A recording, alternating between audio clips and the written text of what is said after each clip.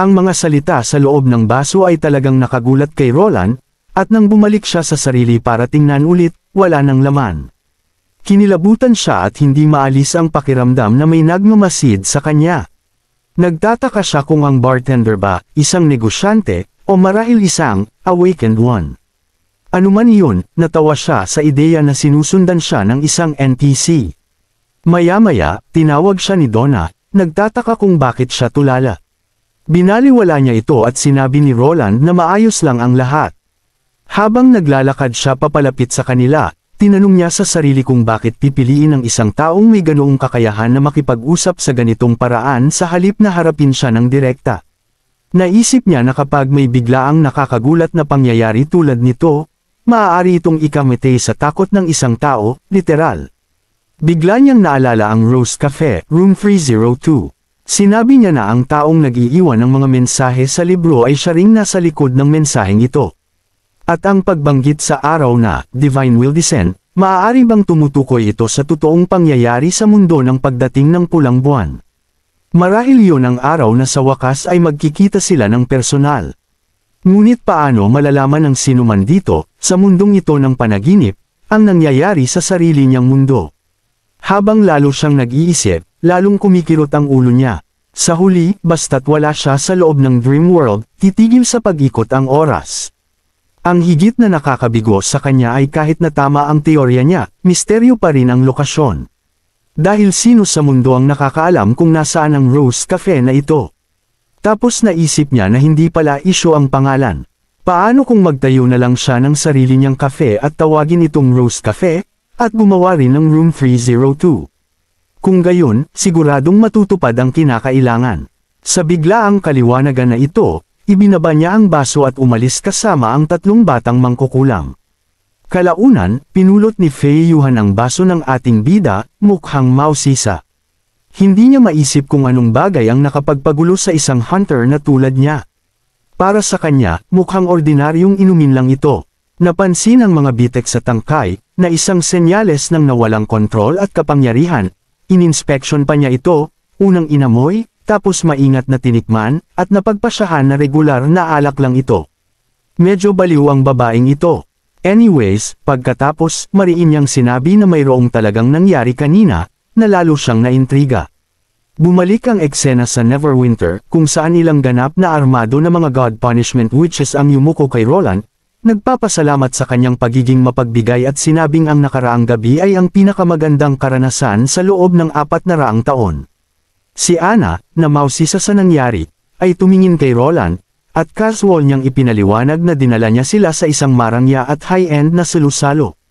Ang pagbanggit pa lang ay nagpamukmak na kay Anna, nagtataka kung kailan siya makakatikim ng ganoong klaseng pagkain. Nang makita ang mga matang puno ng pag-asa, hindi napigilan ni Roland na gustutan ang buhok niya, at sinabing sa loob ng ilang taon, tiyak na makakakain na siya ng ganon. Hindi nagtagal, nagtungo si Roland sa opisina, kung saan iniabot sa kanya ni Nightingale ang isang package na kinuha niya sa ibaba mula kay Sean. Sa loob, nakita ni Roland ang isang bundle ng mga tipak-tipak na bato at isang sulat. Naunawaan ni Roland ang nilalaman. Habang binabasa niya at natuklasan na ang tinatawag na Ancient Ruins, ay napakalayo, makikita ang pagkabigla sa mukha ni Roland. At nagulat siya na kumalat ito sa buong lupain. Ang garrison sa Docking Port ay nakahukay ng 16 na lugar na konektado sa mga Stickman relics, at kapag pinagsama-sama sa isang mapa, sakop nito ang isang lugar. Nasapat ang laki para pagkasya ang 7 o 8 daungan. Sa ilalim ng disyerto ay may mga pader na bato na 5 hanggang 10 metro ang kapal, napansin pa nila ang mga damong tumutubo. Naisip ni Roland na kung ganoon karaming bato ang natagpuan malapit lang sa docking, ilan pa kaya ang nakatago sa ilalim ng walang katapusang cave? Kung ito talaga ang labi ng silicon-based life, kung gayon ang dami nito ay nagtuturo sa isang hindi maisip na laki ng pagpatay. Naisip niya na ang Southern Desert ay hindi laging baog, marahil ang Silver Lake ay hindi ipinanganak bilang isang nakatagong underground river pagkatapos ng lahat. Naniniwala siya na ang lugar ay dating mayabong, walang pagkakaiba sa ibang bahagi ng kontinente, iyon ay hanggang sa nagkaroon ng Divine War. Ang mga Stickman peoples ay malamang na bumagsak sa napakaraming bilang, at ang kanilang mga katawan ay tumatakip sa lupa. Samantala, kinumpirma ng mga Muriel sa Cursed Temple na kinuha ng Radiation People ang Divine Relic at nagwagi. Ngunit hindi tulad ng carbon-based life, ang mga bangkay ng silicon-based ay hindi nabubulok sa lupa, ibig sabihin hindi sila bumabalik sa cycle of life. Nagresulta ito sa layer upon layer ng kanilang kasaysayan. Naisip niya sa sarili na kung ang Divine War ay tunay na walang katapusan, kung gayon gaano karaming sakripisyo ang kailangang pasanin ng mundong ito. Nagulat siya sa boses ni Nightingale. Mukha siyang nag-aalala, sinabing tulala siya sa mga blueprints. Ang kanyang mukha ay napakalapit at napakaputla na parabang nakatanggap siya ng isang kakilakilabot na balita. Ibinahagi ni Roland ang kanyang mga iniisip ngunit mabilis niya itong binaliwala. Ipinaliwanag na baka nag-o-overthink lang siya, kung ang mundo ay talagang ganoon kalala, halos hindi niya ito matanggap. Si Nightingale, pagkatapos ng ilang sandali, ay sinabi na kahit na tama ang lahat ng kanyang mga hula, hindi ito nangangahulugan na walang mga solusyon. Nagulat, tumingin si Roland sa kanya, mausisa kung ano ang nasa isip niya. Si Nightingale, medyo nahihiya, ay sinabi na hindi siya si Anna at hindi maipaliwanag ng maayos ang mga bagay at pinayuhan siyang huwag siyang pagtawanan. Nangako si Roland ng taos puso na hindi niya gagawin. Kumakain ng maliit na pinatuyong isda, inilatag ni Nightingale ang lahat. Una, kailangan nilang tanggapin na hindi ito isang bagay na malulutas sa isa o dalawang henerasyon. Ang susi ay ang ipasa ang kaalaman hanggang sa dumating ang tamang oras. Naisip ni Roland na matatag ang kanyang dahilan at sabik na marinig pa, ngunit nagkibit balikat si Nightingale, sinabing iyon lang ang gusto niyang sabihin. Sinabi niya na hindi na ito kanilang pasanin at ang dahilan ay maikli lang ang buhay ng tao, at ang pagtupad lang sa kanilang tungkulin sa buhay na ito ay sapat na. Anuman ang dalhin ng hinaharap, kung magtatagumpay man o hindi ang mga susunod na henerasyon, hindi na sila ang magdedesisyon. Kaya, kahit na mag-alala si Roland ng sobra-sobra na pumuti ang kanyang buhok, hindi pa rin ito mababago ang anuman. Naisip ni Roland na ang mga salita ni Nightingale ay maituturing na pampalubag loob, ngunit anuman iyon, ang ganitong klaseng simple at direktang pag-iisip ay talaga namang kanyang estilo. Inaasahan ni Nightingale na pagtatawanan siya dahil sa pagiging short-sighted, ngunit naisip ni Roland na nakikita niya ang mga bagay ng malinaw. Nasiyahan, sinabi ni Nightingale na kung nag-aalala si Roland na hindi kakayanin ng mga susunod na henerasyon ang pasanin, maaari nilang ibahagi ang responsibilidad sa ibang mga lahi.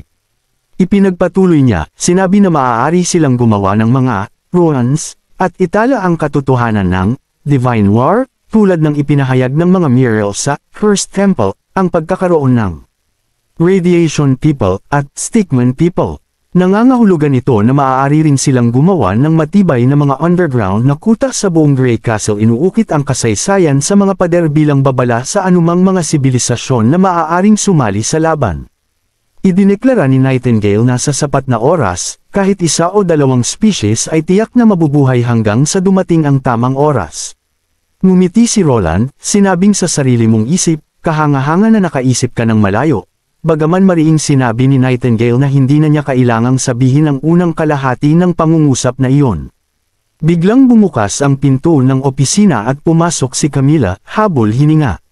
Kinagulat ni Roland, pagkatapos ay tinanong kung kaka-rating lang niya, pinuri siya sa kanyang pagsisikap at tinanong kung ano ang nangyari sa ekspedisyon. Ngunit si Camilla, na halatang nababahala, ay sinabi na may nangyari sa Shadow Isle, pagkatapos ay idinagdag na nawala si Joanne. Nalungkot ang puso ni Roland habang hinihimok siyang ipaliwanag ang lahat. Isinalaysay ni Camilla ang mga pangyayari, idinagdag na pagkatapos ng insidente, naghintay sila ng ilang araw sa paligid ng tubig, ngunit hindi na lumitaw si Joanne. Naniniwala si Thunder na si Roland lang ang maaaring may ideya kung ano ang nakaharap ni Joanne sa kalaliman. Inamin ni Camilla na hindi siya makapaniwala sa nakita nila sa ilalim ng tubig, at parang isang bagay na hindi dapat umiral sa realidad. Si Roland din ay nabigla sa kung gaano kalala ang mga pangyayari. Naisip niya na habang lumalalim ang kanyang pag-unawa sa mundong ito, lalo itong nagiging kakaiba. Dati ay naisip niya na ang Dream World lang ang puno ng mga hindi pagkakapare-pareho, ngunit malinaw na hindi rin maganda ang realidad. Ang mga description ng mga nakaunat na haligi ng bato at mga nilalang sa dagat na nakaunat ay hindi mukhang resulta ng malupit na lakas. Ang pinakamalinaw na senyales ay bago si Joanne ay hilahin sa loob, nakita ni Camila na humahaba ang kanyang mga daliri. Kung ito ay mula sa pisikal na paghila, ang kanilang psychic bond ay magiging sanhi ng hindi matitiis na sakit ni Joanne, ngunit wala sa kanila ang nakaramdam ng anumang discomfort. Ang tanging paliwanag na naisip ni Roland ay spatial discomfort. Mariing sinabi niya na tama ang paghuhusga ni Thunder at buhay pa si Joanne. Iminungkahi niya na itinapon siya sa silangan ng sea lion. Nang tanungin ni Camila kung posible bang tawirin ang libu-libong milya sa isang iglap, inamin ni Roland na isa itong prediksyon, ngunit isang bagay ang sigurado, at ang mga antas ng dagat sa buong Shadow Isle ay kapansin-pansing bumaba. Sinabi niya na ang pagbabago ay nakakaapekto pa sa mga alon ng archipelago, at ang dami ng displaced water ay dapat na napakalaki. Kaya, kinuha ni Roland ang kanyang quill at gumuhit ng isang bilog sa papel. Naalala ni Roland nang minsang binanggit ni Thunder na ang tubig dagat malapit sa baybayin ay talagang dumadaloy patungong kanluran. Binigyang diin ni Thunder na kung walang replenishment, 2 o 3 alon lang ay sapat na para maubos ang tubig sa lugar. Gumuhit si Roland ng pangalawang bilog sa papel at tinanong sila kung ang tubig ay inililipat mula sa isang lokasyon patungo sa isa pa at ibinubuhos muli, kung gayon ang daloy ay dapat na may mga alon. Ngunit hindi iyon ang kaso. Ang tubig ay patuloy na gumagalaw, nang walang tigil, at upang maging posible iyon, kailangan itong dumaan sa parehong bilog ng sabay-sabay. Kaya ang tanong ngayon ay, ano ang pinakamaikling landas sa pagitan ng dalawang puntong iyon? Agad na sumagot si Camila ng straight line. Sinabi ni Roland na ito lang ang paraan. Theoretical na tama, pagkatapos ay itinupi niya ang papel, tinatakpan ang dalawang bilog. Sa ginawa niyang yun, ipinakita niya kung paano mangyayari ang instant transport. Hindi talaga naniniwala si Camila. Nagbigay pa ng kaunting paliwanag si Roland, pero bago pa siya makasagot, umindayog ang katawan niya at tumamba. Mabuti na lang at nasalo siya ni Nightingale, na nagsabing sigurado siyang pagod na pagod si Camila. Hiniling ni Roland kay Nightingale na ibalik si Camila sa gusali ng mga mangkukulam para magpahinga, habang siya naman ay magpapadala ng tao para abisuhan si Tilly. Nagbago ang eksena at lumipat sa mga demonyo. Sa isang mataas na plataporma, pinanood ng isa sa kanila ang dahan-daang paglubog ng araw. Sa likod niya, lumapit ang isang demonyo at nagulat na tapos na ang lahat ng paghahanda. Inutusan siya ni Yearsrook na magpatuloy sa pagbabantay. Habang nag-iisip, nag-alinlangan ang isang demonyo at nagtanong kung talagang gagawin ng mga insekto ang plano nila. Tutal, alam na ng mga tao ang kakayahan nila at malaki na ang ibinayad nila para lang makapaglagay ng mga patibong. Ang inaalala niya ay baka malaman ito ni Skylord. Inamin ni Yearsrook na may punto ang pag-aalala, ngunit idineklara niya na sulit ang panganib. Habang nakatingin sa malalayong riles, sinabi niya na ito ang unang beses na nagawa ng mga tao na makipaglaban ng diretsyo, nang hindi umaasa sa mga pader ng lungsod, at iyon mismo ang dahilan kung bakit kailangang durugan ang bagong sibol na hukbong ito habang bago pa. Nang tanungin tungkol sa kamakailang labanan, ipinaliwanag ng isang demonyo na pakiramdam nila'y nakikipaglaban sila na nakatalikod sa pader. Sumalungat si Yearsrook, at iginiit na ang kalaban ang nagpilit sa kanila sa ganoong posisyon. Ipinaliwanag niya na nagtayo sila ng mga forward outpost para palawakin ang saklaw ng supply ng kanilang Red Mist, ngunit hindi na ito gumagana, di tulad noong 4 na siglo na ang nakalipas, dahil kaya na ng mga tao na sumalakay mula sa mas malalayong distansya. Idinagdag pa niya na, kasama pa ang pagbabantay ng mga mangkukulam, hindi na nakakagulat na nahaharap sila sa problema sa bawat hakbang. Isang apoy ang lumabas sa kanyang palad habang nagtatapos siya sa pagsasabing, kung wala ang kanilang mga tore, hindi nila mababaligtad ang sitwasyon, kaya kailangan niyang sirain ang kanilang mga mata, at putulin ang kanilang mga braso bago pa man nila ito mapagtanto. Dahil dito, handa siyang bayaran ang lahat ng gastos. Yumuko ng malalim ang isang demonyo, at nangakong magiging tapat. Pakiramdam ni Yearsrook ay malapit na siyang makatuklas ng isang bagay at pinaghihinalaang baka ang digmaang ito ang susi, tutal, ang matinding labanan ang pinakamabilis na landas sa paglago. Sabi niya na kahit ang isang kasing lakas ng isang lord ay hindi iiwas sa ganoong hamon. Sa kanyang paningin, malamang na pareho lang ang paniniwala ng mga tao dahil tanging ang huling nagwagi ang karapat-dapat na umangat. Balik sa Neverwinter, ipinapaliwanag ni Alethea ang mga bloodline roots, na sinasabing araw-araw, may mga grupo na nagdadala ng red mist sa mga demonyong nakabantay sa Tekiri Ruins. 10 buwan na ang nakalilipas, nang unang matano ni Lorca ang mga demonyo, na kinumpirma ang kanilang posisyon, 3 grupo iyon. Nagtapos siya sa pagsasabing dahil sa pagkalugi ng kalaban at pag-asa sa isang linya lang ng supply, ang anumang pag-atras ng isang mataas na ranggong demonyo ay mananatili silang malapit sa rutang ito. Tinanong ni Wendy kung maaari bang itago ang bloodline. Sinabi ni Alethea na hanggat kailangan ng mga demonyo ang mist para mabuhay, ang ruta ang pinakamaasahang impormasyon na mayroon sila. Habang paminsan-minsan ay gumagamit sila ng napakalaking paglilipat ng mist para itago ang direksyon ng pagsalakay, hindi pa nila binawasan ang pagkonsumo para sa maraming paggalaw ng tropa dahil magiging suicide iyon. Mukhang naguguluhan si Wendy hanggang sa ipinaliwanag ni Agatha na kung may paraan ang mga demonyo para mabuhay ng walang mist, maaari nilang laktawan ang harapang labanan. Pagkatapos, maaari nilang salakayin ng direkta ang Grey Castle mula sa Misty Forest o maging mula sa Hermes. Nagpatuloy si Alethea, inilarawan ang mga grupo ng supply bilang halos mga in-convert na siege beast na may ilang demonyong tagabantay, hindi banta sa Special Operations Unit o sa Sigol. Ang tunay na panganib ay nanggagaling sa mga lumilipad na hayop. Tungkol naman sa eksaktong mga lokasyon, ipinasa niya ito kay Edith, na nagpaliwanag na ito ang pinagsamang gawain ng General Staff. Naglabas siya ng isang ulat at inilarawan ang silangang bahagi ng bloodline bilang patag at kakaunti ang puno, na mahirap pagtaguan ngunit mainam para sa paningin ng Sigol.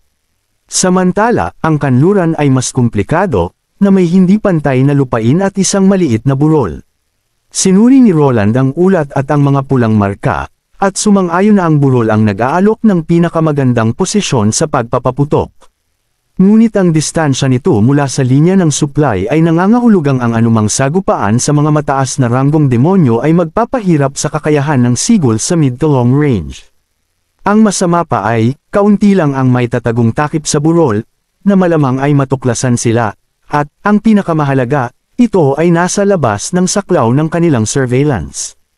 Alam ni Roland kung ano ang iniisip ni Edith at naisip na pagkatapos ng lahat, ang burol ang tanging mataas na punto na nakatanaw sa buong lugar. At habang tila naghahanda ang mga demonyo, pagdating sa isang digmaang may kasamang mahika, mas mabuting maging mas maingat. Sinabi ni Edith na katulad ng kung paano naglagay si Roland ng napakaraming runes sa tabi ng pinagmulan ng ilog ng Crimson Water, na maaaring magsilbing early warning system kung may mangyari man. Ipinaliwanag ni Edith na ang pinakamalaking bentahe ng Special Operations Unit ay ang pagiging sikreto. Kung malalaman ang kanilang posisyon, ang planong sniper strike ay magiging imposible. Sa sandaling iyon, narinig ni Roland ang boses ni Althea sa kanyang isipan. Sinabi niya na noong panahon ng Federation, ang pinakamahirap na ipaliwanag sa mga mortal ay ang mahika. Karamihan ay hindi man lang ito isinasaalang-alang sa kanilang pagpaplano, ngunit iba si Edith. Sinabi niya nang may interes na maraming kawili-wiling tao si Roland sa ilalim ng kanyang pamumuno. Sinagot ni Roland na ito ay dahil hindi talaga sila tinuruan ni Althea at ng iba pa. Sinabi niya sa kanya na ang mga genius ay laging bihira, at anuman ang panahon, ang edukasyon ay nananatiling pinaka-epektibong paraan upang palakasin ang isang sibilisasyon sa kabuuan. Pagkatapos, tinanong niya si Edith tungkol sa napili nitong lokasyon. Sumagot siya na ito ay ang kagubatan sa paanan ng bundok, bagaman mas makitid ang tanawin nito, ngunit may mahusay na pagtatago. Walang harang na mga arko ng pagpapaputok para sa mga aerial target, at nasa loob ng saklaw upang makipag-ugnayan kay Prinsesa Tilly. Maaaring mas malapit sa mga guho ang iba pang mga lugar, ngunit nangangahulugan din iyon ng panganib na makatagpo ng mga tumatakas na demonyo. Ito, aniya, ang pinakabalanseng posisyon. 2 squad sa kaliwa at kanan, ang paputol sa pag-atras ng mga demonyo kung ang kalaban ay mananatiling walang alam, sisilakay si Andrea mula sa ambush, kung hindi, sisilakay ang mga God's Punishment Witch. Dahil dito, ang lahat ay nakasalalay sa bagong pinahusay na sandata ni Anna. Kapag nagsimula na ang pambobomba sa Tekira, Magpapadala ang unang hukbo ng puwersa upang kunin ang mga squad. Nagtapos si Edith sa pagsasabing ang oras ay ganap na nakasalalay sa paglaban ng mga demonyo. Pagkatapos ay sinulyapan niya si Roland at humingi ng isa pang kahilingan, na sinasabing kapag nagsimula na ang huling labanan, gusto niyang lumipat siya sa third border town, kasama ang mga opisyal ng City Hall at ang mga mangkukulam sa kastilyo. Samantala, inakusahan siya ni Berev na sinusubukang utusan ng hari. Ngunit alam ni Anna na natatakot si Edith sa posibleng pag-atake sa Neverwinter. Gayunpaman, maliit ang posibilidad ngunit hindi imposible. Inilantad ng Red Mist ang mga limitasyon, ngunit hindi ang buong sukat ng lakas ng kalaban. Nagbigay siya ng isang halimbawa, na sinasabing ang parehong supply ng mist na para sa 3,000 demonyo ay maaaring magpahintulot sa 1,000 na maglakbay ng mas malayo, na siyang taktikang ginamit dati. Ang inaalala niya ay baka sa pagkakataong ito, mga mataas na ranggong demonyo ang gagawa ng pag-atake. Tumahimik ang silid, at lahat ay napatingin kay Roland. Tinanong niya kung nangangahulugan ba ito ng pag-abandona sa Tekira. Nilinaw ni Edith na kung ang pagkatalo ay hindi maiiwasan, hindi yun pag-abandona, kundi damage control lang.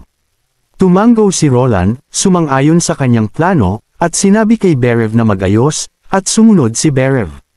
Tumayo, hinarap ni Roland silang lahat, sinasabing alam niya ang iniisip nila, at alam niyang kapag natapos na ang pulong na ito, pupunta sila sa harapan para ipaglaban ang sangkatauhan. Ang tagumpay ay abot kamay na ngayon.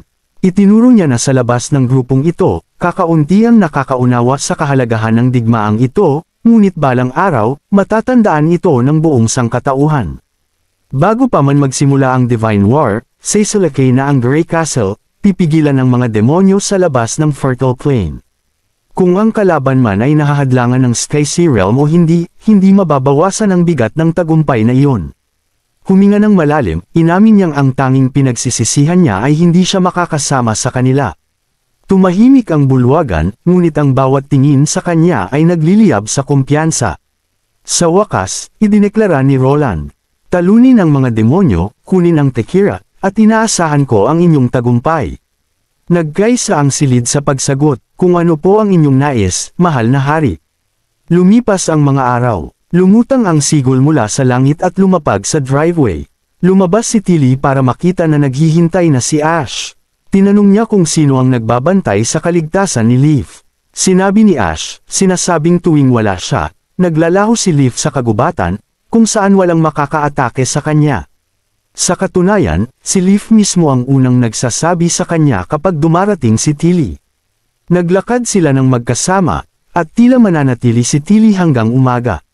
Dahil may oras pa sila, iminungkahi ni Ash na maglakad sila sa paligid ng camp, pagkatapos ay maaari niyang subukan ang mga pang-eksperimentong prutas ni Leaf, na sinabi niyang nakakagulat na masarap, at mamaya ay maaari siyang mag-barbecue para sa kanya. Ngunit umiling si Tilly, sinasabing masyadong marami ang kailangang ihanda para ngayong gabi. Nagmukhang malungkot si Ash, kaya ngumiti si Tilly at sinabing si Ash ang magiging abala. Sa susunod na ilang araw, magkasama sila palagi, at kailangang maging handa si Ash. Naguguluhan si Ash, kaya ipinaliwanag ni Tilly na para maarang ang mga demonyo, kailangan siya ng Special Operations Team, at ngayong gabi, sasama si Ash sa kanya sa harapan. Naayos na ang papel ni Leaf ni Roland, at ipapaliwanag ni Tilly ito sa kanya mamaya. Nagprotesta si Ash, at tinanong kung bakit hindi ito sinabi ni Tilly sa kanya ng mas maaga. Tumawa si Tilly, sinasabing, kahit na wala ng oras para sa barbecue, ang pagkain ng ilang prutas ay okay lang, pagkatapos ay tinanong niya kung sasamahan siya ni Ash o hindi. Siyempre, agad na sumang-ayon si Ash.